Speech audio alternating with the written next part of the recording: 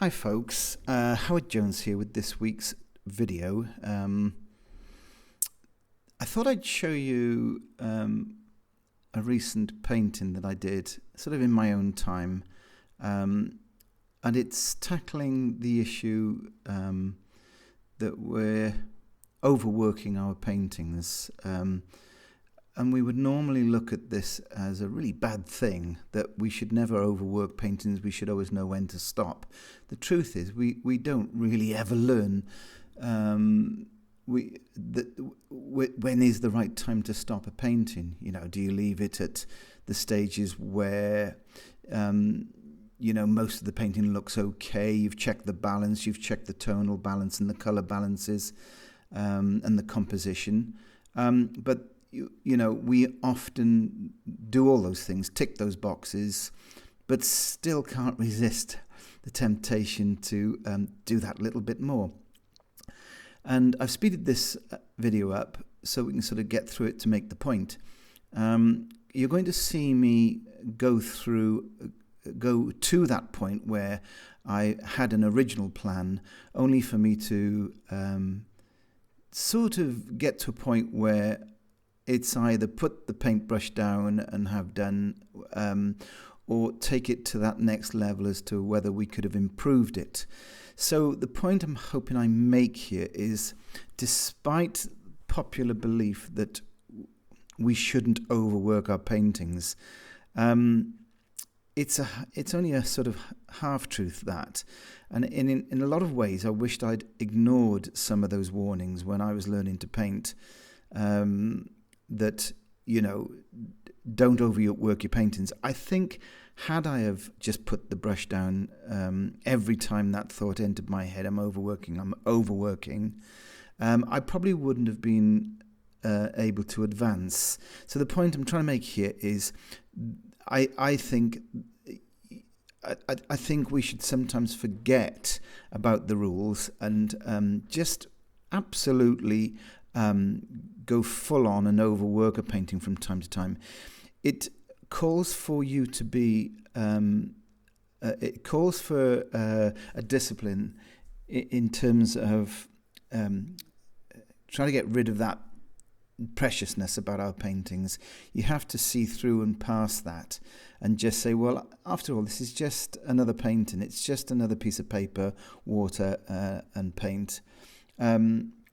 If you really think it's worth hammering a painting, then do it. If you really think it's worth the risk, I've always thought it's worth the risk. I've always been quite content with the idea that I may spoil a painting. So I'm sort of I must make this point also, and that is, if you have got a good painting and what you've got appearing in front of you with your brush in hand and you're thinking this has gone really well, and if it's a bit of a milestone painting for you, in other words, if you feel as though you've got a painting that it's the best thing you've done to date, then definitely ignore this message I'm putting across here.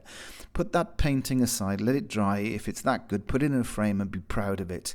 But I honestly believe, I truly believe, that sometimes the only way to move forward is by pushing our luck, pushing the boundaries, breaking the rules, and just saying, okay, I'm going to, this is almost a sacrificial painting. I'm going to see just how far I can get and forget all the wrongs and the messages and the warnings about don't overworking. Just go for it. So you'll see me, what I'm doing here is I drew out this, I sketched out this large tree on the right, and I thought I'd just add a sort of background of greenery, sort of organic sort of scene, with this tumbling little waterway, this little stream, this little brook running down alongside the tree. And it's going fine. I'm putting in my darks, I'm mixing my cools with my warms, blues with reds. So if you didn't make a note of the colours I'm using for this, then simply go back to the beginning, and you'll see that I actually put them up on the screen just pause the video there and make a note of the colours that I was using. So I'm trying all sorts of things. No matter how long I think you've been painting, I think you should always be experimenting. There are certain paintings that you'll need to, as I say, sort of put in the bank, put in the side and say, yep, that one's suitable for a frame.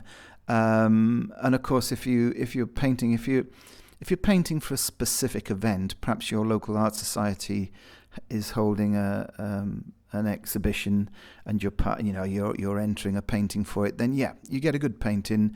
Don't mess it up. Just put it aside. If you feel it's good, put it in a frame and get it off to your exhibition, your society exhibition. But when you're not doing that, whenever the opportunity arises, I would wholeheartedly recommend that you do what I'm doing here, and that is just an anything goes. Try every idea that enters your head. Try things that you haven't done before. You may need to make note of that.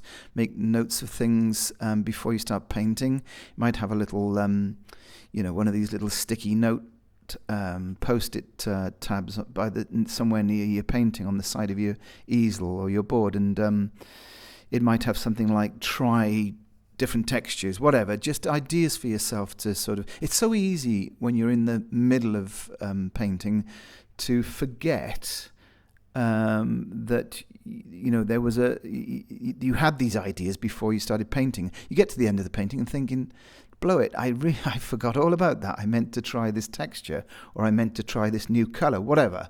But make a couple of little notes and have them close to hand. So I got to this stage with this, as you can see, and I decided to speed dry it so I could go ahead with putting in these darker shapes now, sort of small branches, using a rigger brush. The colour mix is mostly ultramarine blue and burnt sienna. And so I wasn't really expecting miracles. I was just putting my ideas on the paper, because I think the development, the way forward, I think, is always to put your ideas down instead of just thinking about them. They've got to be practically applied. So I'm really overdoing everything here, making it really busy at the back, which is not something I would risk if, like I say, if this painting was intended for a show. Now, the flip side of this, of course, is that sometimes when you're doing this, you can end up with a very good painting. And you can, in fact, and it's happened to me many a time, it has resulted in me producing some of my best work. So the value of this exercise is priceless. I mean, it's something that you certainly, it might take you a lifetime to achieve otherwise. So you just got to go for it. So you can see what I did here. Bearing in mind that this was dry paper, I just put a glaze of ultramarine blue over that background, and I've left it for a moment while I try some ideas out in the foreground here. I'm trying ideas in the foreground, putting in some darks, and you'll see me sort of drag some of that dark paint down vertically in a moment, just to create that sort of watery effect. So my original tree, of course, has disappeared. So I decided to scrape in a couple of these tree-like shapes with a piece of cut-up credit card. So looking for a bit of balance, I did one tree over here on the left, two trees over on the right, gave them some separate little limbs and branches. And one word of advice here, if you're going to try this, some papers don't tolerate this amount of brutality. You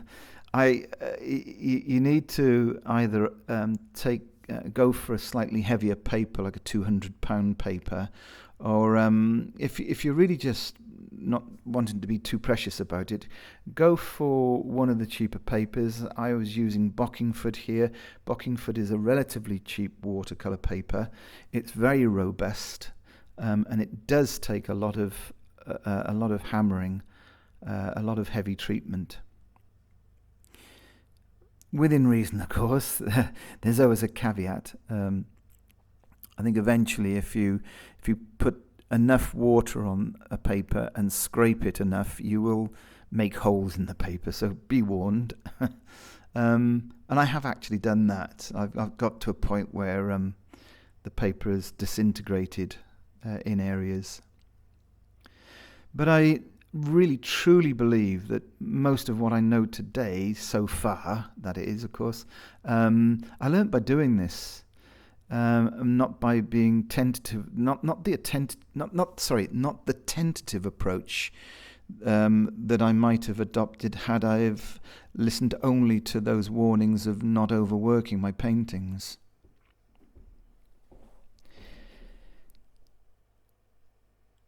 So there's about 3 minutes left of this speeded up video, folks. So just to let you know that if you